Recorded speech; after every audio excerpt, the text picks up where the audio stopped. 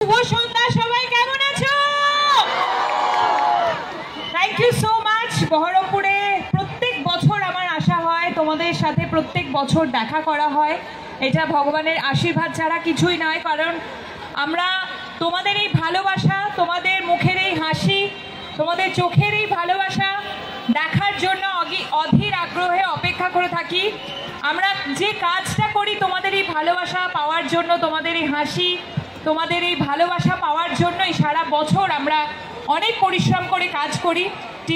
টিভির পর্দায় বা সিনেমার পর্দায় তোমরা সবাই সেটা দেখো, এবং বছরে একবার মা দুর্গার আশীর্বাদে বা মা কালীর আশীর্বাদে সবারই সাথে সামনাসামনি দেখা হয়।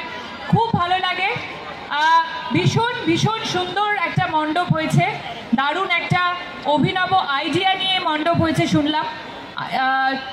সবাইকে কংগ্রাচুলেট করতে চাই এই ক্লাবের সমস্ত সদস্যকে, এবং আমি যারা যারা আমাকে দেখতে পাচ্ছে তাদের সবাইকে শারদীয়ার অনেক অনেক শুভেচ্ছা জানাতে চাই।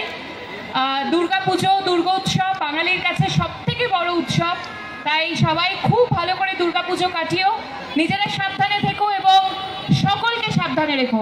Thank you so much. যারা ওদিকে আছো, যারা দেখতে পাচ্ছ না আমাকে, তাদেরকেও আমি ওয়েট করছি এখান থেকে।